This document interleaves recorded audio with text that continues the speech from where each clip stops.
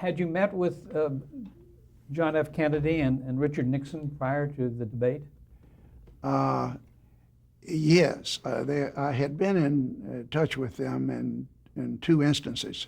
The last one before this debate was the convention in Los Angeles at the Ambassador Hotel, where oddly enough, well, it was not at the Ambassador, but that's where he stayed. But the one time that we had great contact with him was that we had a show on the air that was a commentary on Sunday night of a half hour, and the commentator was Mike Wallace. And Mike Wallace would interview a person, smoke a cigarette the whole half hour because it was sponsored by Philip Morris. And he had a columnist from Washington on, and he asked him what talking about the senators. At that time, John F. Kennedy was a senator from Massachusetts. And in the course of the conversation, this columnist said, John Kennedy didn't write Profiles in Courage. He didn't write that. He says that was written by Pierre Salinger, who later became, but Pierre Salinger, I didn't even know the name at the time. And Wallace picked up on it. He said, "You mean he didn't write this book, the Profiles in Courage that he had issued, and it worked so hard to sell and distribute?"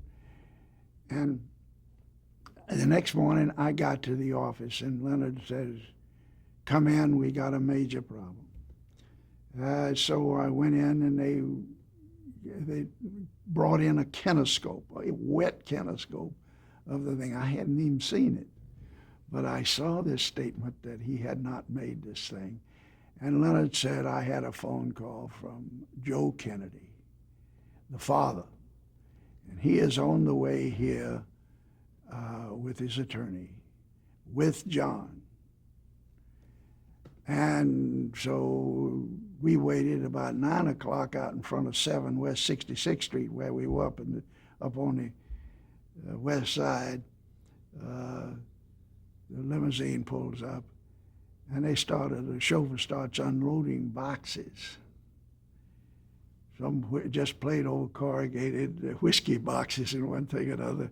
And our elevator man ran out and started helping him. And they brought in and they put these things down on the floor. And the lawyer did all the talking with Joe and John Kennedy. And he says, we cannot live with the statement that was made on your air last night, that John did not write this. He says, here is his original manuscript. Here is the entire manuscript in his own writing, and we defy you to get a proof that any of it was written by any other than John F. Kennedy. And then Leonard says, all right, what do you want us to do? He said, well, I think you, Leonard Goldmanson, should go on the air in front of Mike Wallace's show next Sunday and say we were dead wrong. We apologize. It was right. It was not that. Leonard said that he didn't know whether he would do it. He thought that it might be better for the head of news to do it. But Mike Wallace was unacceptable to him. So they said, well, let us do this. Let us go. We had the head of news there, I've forgotten who. Oh, John Daly. John Daly was there. And they said, let us take these manuscripts or leave them here and have someone from the, we don't know anything about looking over these and authenticating what you're saying. We're not doubting you at all. But we would like to have a professional group come and look at it and verify to us that they find nothing wrong. They said, fine, that'll be okay. So we did. We brought in some people from the New York Public Library, hired them, and 3 women. And they came in that afternoon. They were so intrigued with the opportunity. And with white gloves, they examined these boxes of all this stuff. And by noon the next day, the leader of them came to Leonard and said, there is no question in the world that this is all done in the handwriting. They had a handwriting expert of John F. Kennedy. And it is throughout. We have the book, we have the galleys, we have everything. And there's no evidence that anybody else, except his editor, a woman named Mansfield, she was also there. So we said, okay, we'll do it. And Leonard said that he wanted John Daly to do it. Well, John Daly was unacceptable to him. They wanted Leonard to do it. And the lawyer was very prominent, very big, and very well known. And they finally accepted Ollie Trays, who was then the president of the network, to do it.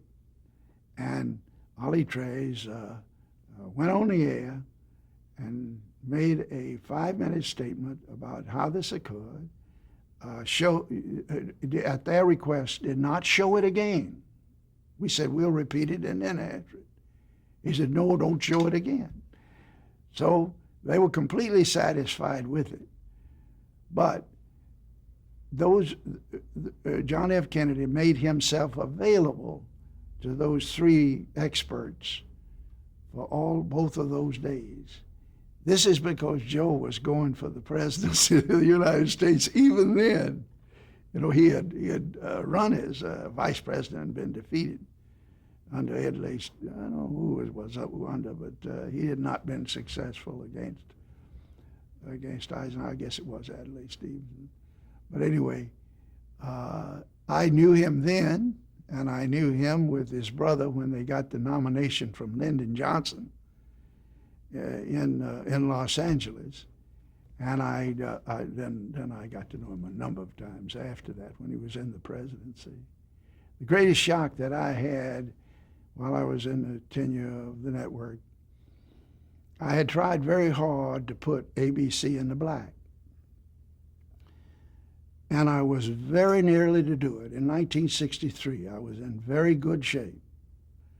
And I thought, I won't make much money, but I've got a shot at making $500,000 before this year's out. If I had a good Christmas, I was going to do it. On November the 23rd, John F. Kennedy is shot. I don't want to relate the money to it. The greatest problem was, what do you do with a network? Now, what do we go on with our soap operas? Do we go on with our American Bandstand? Do we cancel our programming?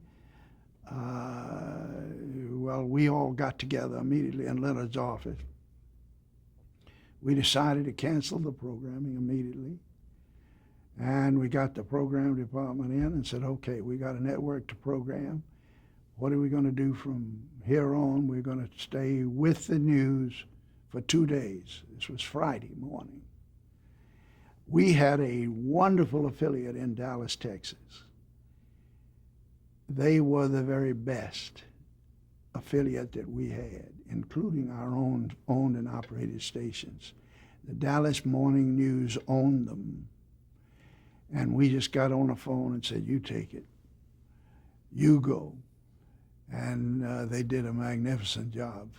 We came back in.